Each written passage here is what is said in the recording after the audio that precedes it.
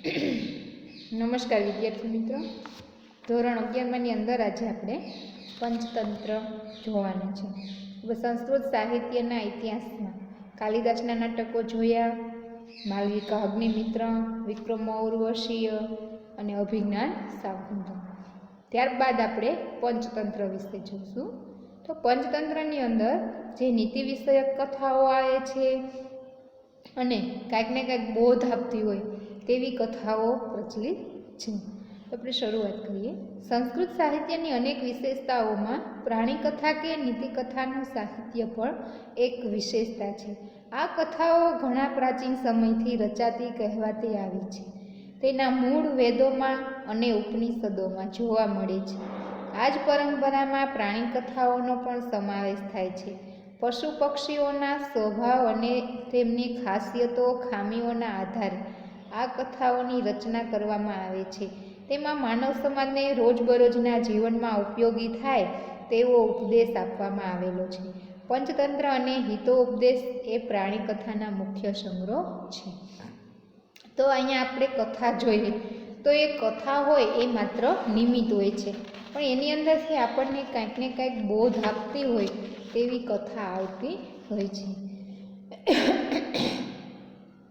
પંચતંત્રના રચયિતા પંડિત વિષ્ણુ શર્મા છે. હવે પરીક્ષાની અંદર 1 માર્ક્સની અંદર આ પ્રશ્ન પૂછાય છે કે પંચતંત્રના રચયિતા કોણ છે? તો કે પંડિત વિષ્ણુ શર્મા. ગ્રંથના આરંભમાં તેમની રચનાની પૃષ્ઠભૂમિ આ રીતે મળે છે. દક્ષિણ ભારતના મહિલારોપ્ય નામના નગરમાં અમરશક્તિ નામે રાજા હતો. તેને 3 મૂર્ખ પુત્રો હતા. આ પુત્રોને રાજનીતિમાં પારંગત બનાવવાની રાજાને ચિંતા રહેતી હતી. તેમને શિક્ષિત કરવા તેમણે અનેક પ્રયત્નો કર્યા, પણ સફળતા મળી નહીં. રાજાએ પોતાના પુત્રોને રાજનીતિ કુશળ બનાવવા વિદ્વાનો સમક્ષ નિવેદન કર્યું. ત્યારે વિષ્ણુ શર્માએ આ કામ સ્વીકાર્યું. 6 માસમાં તમારા પુત્રોને રાજનીતિમાં પારંગત બનાવીશ. એવી પ્રતિજ્ઞા સાથે વિષ્ણુ શર્માએ તે બાળકોને શિક્ષણ આપવાનું શરૂ કર્યું. પંડિત વિષ્ણુ શર્માએ પેલા રાજપુત્રોને અનેક નીતિસભર રોચક વાર્તાઓ કહી, જે પંચતંત્ર નામે પ્રસિદ્ધ થઈ છે. હવે જે નાટકો છે, પંચતંત્ર નામે કથાઓ છે, એના વિશે આપણે જોઈએ. પંચતંત્ર શીર્ષક પરથી સમજાય છે કે આ ગ્રંથમાં 5 તંત્ર છે. તંત્ર એટલે કે વિભાગ. પંચતંત્ર 5 વિભાગમાં વહેંચાયેલું છે: મિત્રભેદ, મિત્ર પ્રાપ્તિ, સંધિ વિગ્રહ, લબ્ધ પ્રણાસ અને અપરીક્ષિત કારક. મિત્રભેદ એમાં સૌપ્રથમ આપણે જોવાનું છે મિત્રભેદ. આ વિભાગમાં મિત્રોમાં ભેદ, ફાટફૂટ પડાવવી, પોતાનો સ્વાર્થ સાધવા, તત્વો સામે ચેતતા રહેવાનો ઉપદેશ આપવામાં આવ્યો છે. તેમાં મુખ્ય કથા વૃષભ અને સિંહની છે. વનમાં રહેતા 2 શિયાળ તે બંનેનો પરિચય કરાવે છે. વૃષભ અને સિંહ વચ્ચે ગાઢ મિત્રતા બંધાય છે. 2 શિયાળ પૈકીનું એક શિયાળ આ મિત્રતાની ઈર્ષા કરે છે અને બંને ઘનિષ્ઠ મિત્ર વૃષભ અને સિંહને અનેક પ્રકારની યુક્તિ પ્રયુક્તિથી લડાવી મારે છે. છેવટે વૃષભ માર્યો જાય છે અને શિયાળ સિંહ સમક્ષ ઊંચું સ્થાન મેળવે છે. આ હતી મિત્ર પ્રાપ્તિની. મિત્ર પ્રાપ્તિની જોઈએ.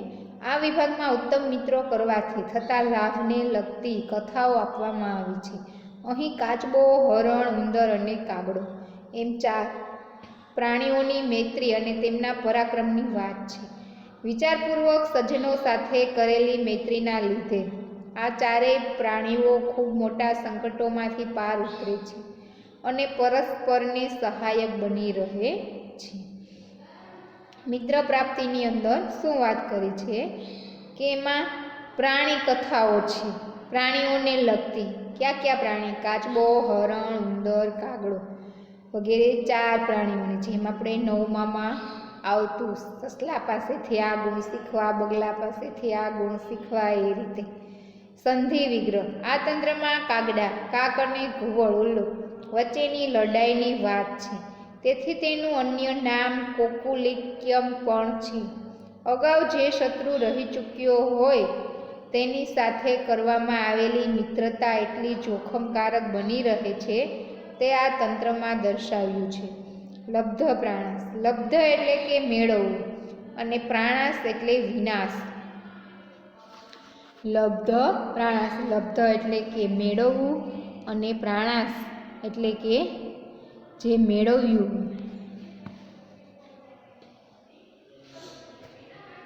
આ તંત્રનો મુખ્ય વિષય છે. અહીં મુખ્ય કથા એક વાનર અને મગરની છે. મૂર્ખાઓ પાસેથી વસ્તુઓ ખુશામત કરીને કઈ રીતે પડાવી લેવાય એ આ તંત્રની કથાઓ દર્શાવવામાં આવી છે. ત્યાર પછીની અપરીક્ષિત કારક, વિચાર કર્યા વિના એટલે કોઈ પણ માણસ હોય એ વિચાર કર્યા વિના કામ કરવાથી કેવું ફળ પ્રાપ્ત થાય છે તેને લગતી વાર્તાઓ આ તંત્રનો મુખ્ય વિષય છે. અહીં મુખ્ય કથા છે અને વાનર અને મગરની છે.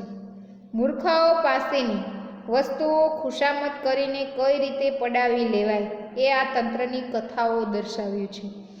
અપરીક્ષિત કારણ, વિચાર કર્યા વિના કામ કરવાથી કેવું ફળ પ્રાપ્ત થાય છે તેને લગતી વાર્તાઓ આ તંત્રમાં છે. અહીં એક હજામને વગર વિચારીએ કામ કરવાથી થયેલા વિવિધ અનુભવો વર્ણવાય છે.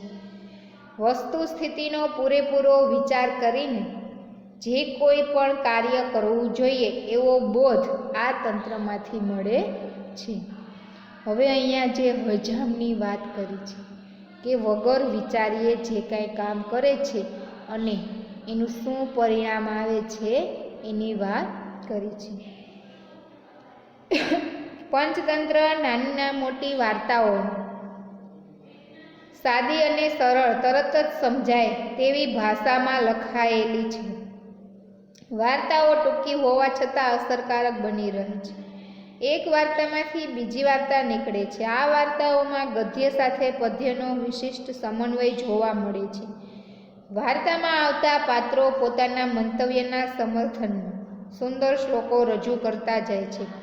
મનુષ્યના સ્વભાવમાં રહેલા દંભ અને લોભવૃત્તિ, દરબારી માણસોનો ખટપટીયો સ્વભાવ, સ્ત્રીઓના સ્વભાવની વિશેષતાઓ વગેરે વિશે પુષ્કળ હાસ્યરસ સાથે સખત ટીકા કરવામાં આવી છે. અતિશયોક્તિ કર્યા વિના જીવન વિશે વધારે સંગીન અને સુખકર વિચારો આ ગ્રંથ દ્વારા પ્રગટ થયેલા જોઈ શકાય છે. હવે અહીંયા જે અપરીક્ષિત કારક એટલે કે માણસોનો ખટપટીયો સ્વભાવ, માણસો પ્રત્યે કેવી દીનતા એ વિશેની અહીંયા વાતચીત કરવામાં આવી છે. પંચતંત્ર એ વિશ્વ સાહિત્યની ભારતની મોટી ભેટ છે. ભારતની અને વિશ્વની લગભગ તમામ ભાષાઓમાં આ પંચતંત્રનો અનુવાદનો અને ભાષાંતરો થયા છે. અનેક વિશેષતાઓના કારણે પંચતંત્ર એક અજોડ ગ્રંથ બની રહ્યો છે.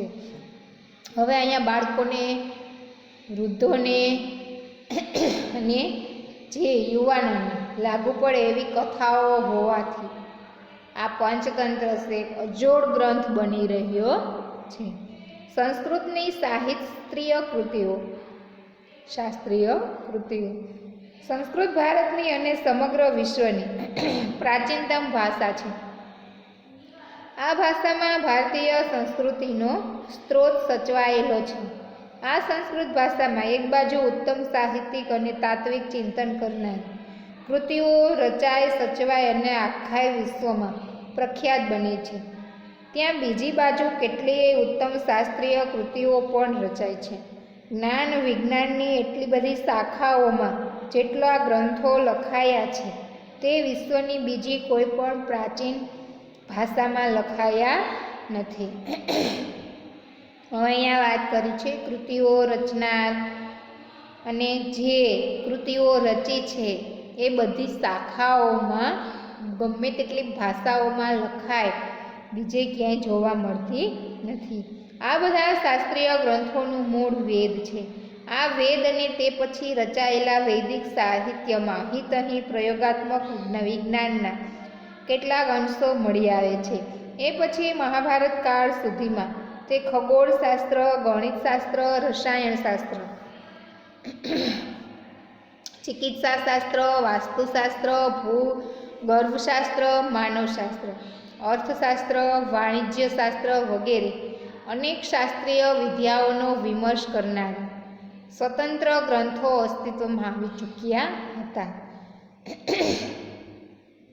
હવે અહીંયા વાત કરી છે સંસ્કૃત શાસ્ત્રીય કૃતિઓ.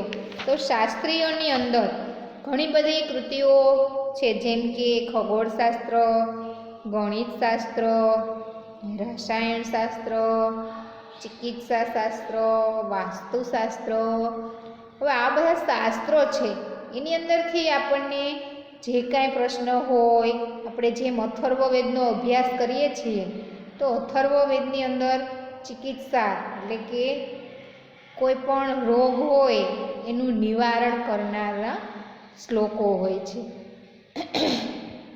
અનેક શાસ્ત્રીય વિદ્યાઓનો વિમર્શ કરનારા સ્વતંત્ર ગ્રંથો અસ્તિત્વમાં આવી ચૂક્યા હતા. તેમની વ્યાપક પ્રસિદ્ધિ પણ હતી. વરાહમિહિર, આર્યભટ્ટ, ભાસ્કરાચાર્ય, ચરક, માધવ, સુશ્રુત, કૌટિલ્ય વગેરે શતશઃ વિજ્ઞાન વિષયોના વિશ્વવિખ્યાત વિદ્વાનો હતા. 1000 વર્ષના સંઘર્ષ અને આપત્તિના સમયમાં આમાંથી ઘણું લુપ્ત થયું છે. છતાં આજે જે શાસ્ત્રીય ધરોહર ઉપલબ્ધ છે તે પણ અતિ મૂલ્યવાન છે અને તે સમયના વૈજ્ઞાનિકોને ઉપલબ્ધિઓની જાણકારી આપી રહ્યું છે. હવે અહીંયા જે વરાહમિહિર છે, આર્યભટ્ટ છે, ભાસ્કરાચાર્ય છે, ચરક છે, માધવ, સુશ્રુત અને કૌટિલ્ય, એ બધાએ જે વિજ્ઞાન વિષયો વિશ્વવિખ્યાતમાં બન્યા છે વિદ્વાનો, એ પણ આ આપત્તિના સમય આવે ત્યારે ઘણું બધું એમાંથી પણ લુપ્ત થતું જતું હોય છે. એ વાત સર્વવિદિત છે કે અંકોનો જન્મ ભારતમાં થયો છે. શૂન્યની શોધ પણ ભારતમાં થઈ છે. આ વાત જગત આખું સ્વીકારે છે. આ અંકોમાં મહત્વનું સ્થાન ધરાવનાર અંકોના પગલે અંકગણિત અને તે સાથે બીજગણિત, જ્યામિતિ, ત્રિકોણમિતિ, કેલ્ક્યુલસ, વેક્ટર ગણિત અને આવી અનેક ગણિતની પદ્ધતિઓ પણ ભારતમાં જન્મી અને વિકસી છે. હવે અહીંયા અંકોનો જન્મ ભારતમાં થયો. હવે પ્રશ્ન પૂછાય પરીક્ષામાં, અંકોનો જન્મ ક્યાં થયો હતો? શૂન્યની શોધ ક્યાં થઈ હતી? તો કે ભારતમાં. આજથી આશરે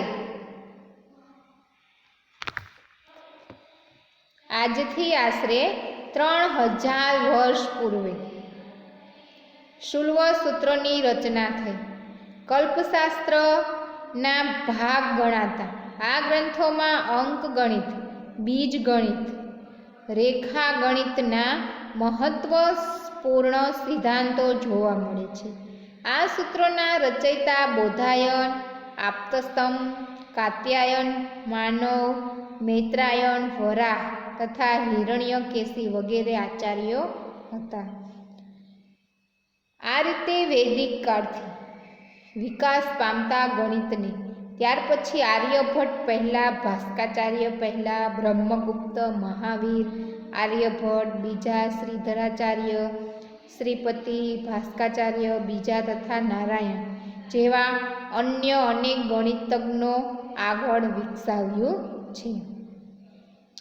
હવે ઘણા બધા જે વિદ્વાનો છે એને પણ ગણિત વિજ્ઞાનની અંદર ઘણો બધો ફાળો આપી અને આગળ વિકાસ કર્યો છે. પ્રાચીન કાળમાં ગણિતશાસ્ત્ર સૂત્રાત્મક શૈલીમાં રચાયું. પાછળથી તે વિવરણ સાથેના ગદ્યમાં રૂપાંતર પામ્યું. આવા ગ્રંથોમાં આજે આર્યભટ્ટ પ્રથમનું આર્યભટ્ટીય પુસ્તક મળી આવે છે. આની પૂર્વ બ્રાહ્મ, વશિષ્ઠ, પિતામહ વગેરેના 5 સિદ્ધાંતો પ્રચલિત હતા, પરંતુ પરંપરામાં તેમને અપૌરુષેય માનવામાં આવે છે. પરિણામે અત્યારે ઉપલબ્ધ પૌરુષેય ગણિત ગ્રંથોમાં આર્યભટ્ટીયમ નામનો ગ્રંથ સૌથી વધારે પ્રાચીન છે. આના કરતાં પ્રાચીન કોઈ બીજો ગ્રંથ ઉપલબ્ધ નથી. હવે અહીંયા જે પ્રાચીન ગ્રંથ ઉપલબ્ધ છે એની વાત કરી છે. હવે અહીંયા જે પહેલાં થઈ ગયા બ્રાહ્મ, વશિષ્ઠ, પિતામહ, એને 5 સિદ્ધાંતો પ્રચલિત કર્યા હતા. આ ગ્રંથોમાં કુલ 4 પ્રકરણો છે. કુલ મળીને 120 જેટલા પદ્ય શ્લોકો છે. પ્રથમ 10 શ્લોકો ગતિ છંદમાં છે, માટે તે પ્રથમ વિભાગને દશગીતિક કહે છે. જ્યારે બીજા ભાગમાં 108 શ્લોકો આર્યા છંદમાં છે, માટે તેને આર્યાષ્ટક કહે છે.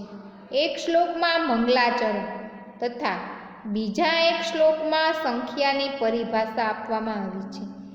આમ આ 120 શ્લોકોનો ગ્રંથ છે. હવે અહીંયા જે વાત કરી છે એમાં કેટલા છે? કુલ મળીને 8 પ્રકરણો છે, તો એમાં 120 જેટલા પદ્યો છે. તો પ્રથમ 10 શ્લોક છે શેમાં છે? ગીતિ છંદમાં, અને બીજા વિભાગમાં 10 ગીતિ છંદમાં. એમ કહેવાય છે કે ગણિતશાસ્ત્રીય આર્યભટ્ટે પોતાની 23 વર્ષની ઉંમરે આ ગ્રંથ રચ્યો હતો. આર્યભટ્ટના આ ગ્રંથમાં પ્રારંભમાં જ્યોતિષ વિદ્યાને ઉપયોગી ગણિતમાન કહેલ છે. એ પછી 3 પાદ છે, જેમાં અનુક્રમે ગણિત, કાલક્રિયા અને ગોળનો સમાવેશ થાય છે.